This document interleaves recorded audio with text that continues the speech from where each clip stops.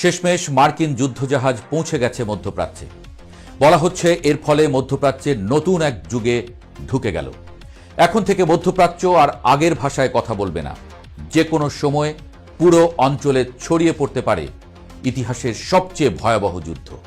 মার্কিন সামরিক বাহিনী সোমবার জানিয়েছে ইউএসএস আব্রাহাম লিঙ্কন বিমানবাহী রণতরী এবং তার সঙ্গে থাকা স্ট্রাইক গ্রুপটি মধ্যপ্রাচ্যে পৌঁছেছে, যা এই অঞ্চলে যুক্তরাষ্ট্রের সামরিক সক্ষমতা উল্লেখযোগ্যভাবে বাড়িয়ে দিয়েছে।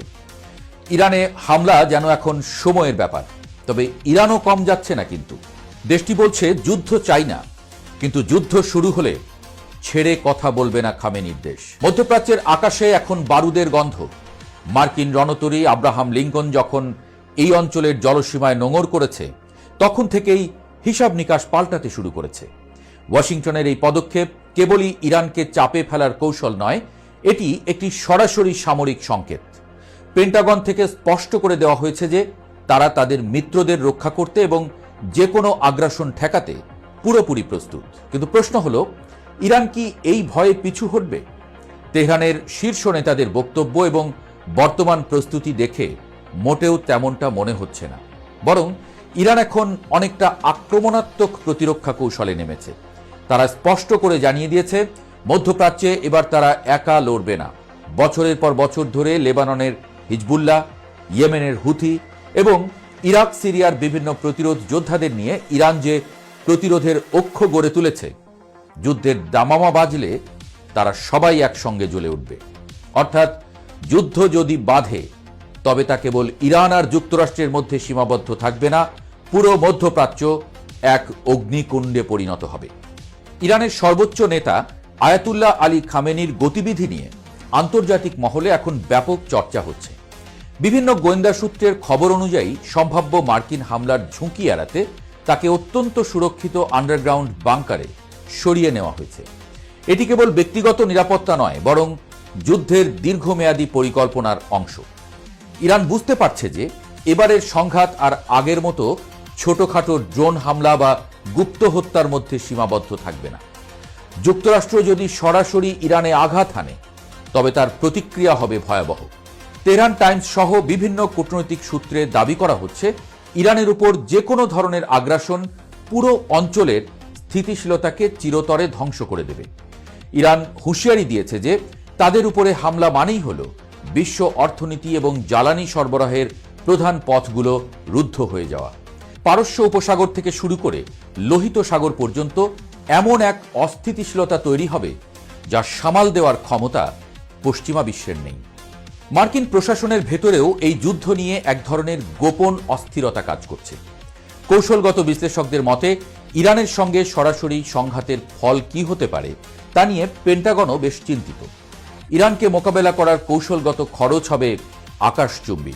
কেবল আকাশপথে হামলা চালিয়ে ইরানকে দমিয়ে রাখা সম্ভব নয়, কারণ তাদের ক্ষেপণাস্ত্র এবং ড্রোন প্রযুক্তি এখন অনেক বেশি উন্নত। তাছাড়া ইরান তার ভূখণ্ডে মার্কিন ও ইসরায়েলি স্বার্থে আঘাত হানার জন্য কয়েক হাজার নির্ভুল লক্ষ্যভেদী ব্যালিস্টিক মিসাইল প্রস্তুত করে রেখেছে। তেহরান বারবার বলছে তারা যুদ্ধ শুরু করবে না, কিন্তু আক্রান্ত হলে তারা শত্রুকে এমন শিক্ষা দেবে ইতিহাসে তা লেখা থাকবে। এই যে এক ধরনের সাইকোলজিক্যাল ওয়ারফেয়ার বা মনস্তাত্ত্বিক যুদ্ধ, এটি এখন তুঙ্গে। একদিকে মার্কিন রণতরীর গর্জন, অন্যদিকে ইরানের প্রতিরোধ গড়ার শপথ, সব মিলিয়ে এক চরম অনিশ্চয়তা কাজ করছে পুরো বিশ্বে। আন্তর্জাতিক রাজনীতিতে এখন মেরুকরণ স্পষ্ট। ইরান এবার একা লড়বে না, এই বার্তার অর্থ অনেক গভীর। মধ্যপ্রাচ্যের সাধারণ মানুষের মধ্যে পশ্চিমা বিরোধী যে ক্ষোভ তৈরি হয়েছে, তাকে পুঁজি করে ইরান একটি বৃহত্তর আঞ্চলিক প্রতিরোধ গড়ে তোলার চেষ্টা করছে। যদি যুদ্ধ শুরু হয়, তবে ভূমধ্যসাগর থেকে শুরু করে ভারত মহাসাগর পর্যন্ত পশ্চিমা জাহাজগুলো হামলার লক্ষ্যবস্তু হতে পারে। এর ফলে তেলের দাম আকাশচুম্বী হবে এবং বিশ্ব অর্থনীতি এক গভীর মন্দার কবলে পড়বে।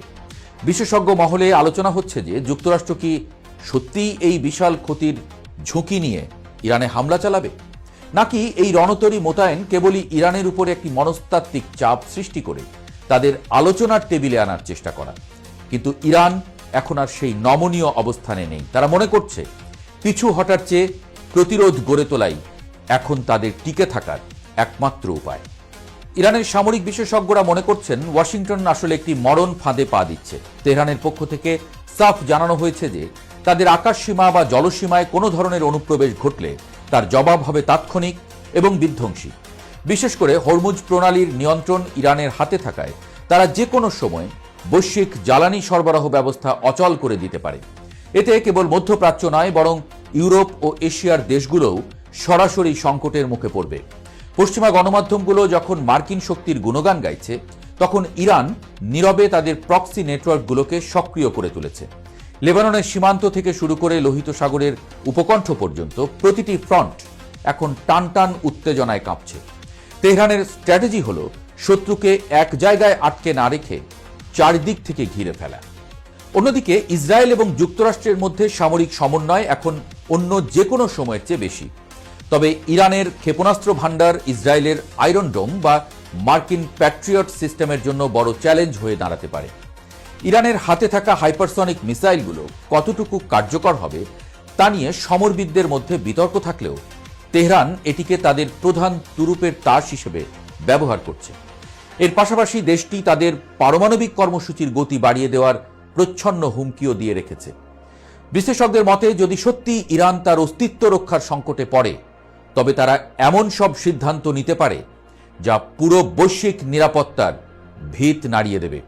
মার্কিন যুদ্ধজাহাজ আব্রাহাম লিঙ্কন এখন আর কেবল সাগরে ভাসমান একটি সামরিক জান্তব শক্তি নয়, এটি যেন যুদ্ধের বারুদে আগুন দেওয়ার একটি দেশলাইয়ের কাঠি। শেষ পর্যন্ত ঘটনা প্রবাহ কোন দিকে মোড় নেয় তা এখনো অস্পষ্ট। তবে একটি বিষয় নিশ্চিত যে মধ্যপ্রাচ্য এখনো আগ্নেয়গিরির মুখে দাঁড়িয়ে আছে। খামেনির দেশ থেকে আসা পাল্টা হুঁশিয়ারি এবং মার্কিন রণতরীর অবস্থান সবই ইঙ্গিত দিচ্ছে যে কোনো একটি ভুল পদক্ষেপ থেকেই মহাযুদ্ধের সূত্রপাত হতে পারে। ইরান তার সার্বভৌমত্ব রক্ষায় বদ্ধপরিকর, আর যুক্তরাষ্ট্র চাইছে এই অঞ্চলে তাদের আধিপত্য বজায় রাখতে। এই দুই শক্তির দ্বন্দ্বে পিষ্ট হচ্ছে সাধারণ মানুষ এবং অনিশ্চিত হয়ে পড়ছে বৈশ্বিক শান্তি। এখন দেখার বিষয়, কূটনীতি কি শেষ পর্যন্ত এই ধ্বংসাত্মক যুদ্ধ থামাতে পারবে, নাকি পৃথিবী সাক্ষী হবে এক নতুন এবং ভয়াবহ রক্তক্ষয়ী সংঘাতের। মধ্যপ্রাচ্যের এই নতুন সমীকরণ কেবল মানচিত্রই বদলাবে না, বরং বিশ্ব রাজনীতির ইতিহাসকেও নতুন করে লিখে দিতে পারে। আগামী কয়েকদিন বা কয়েক সপ্তাহ পুরো বিশ্বের জন্য অত্যন্ত সংবেদনশীল সময় হবে, যেখানে প্রতিটি মুহূর্তে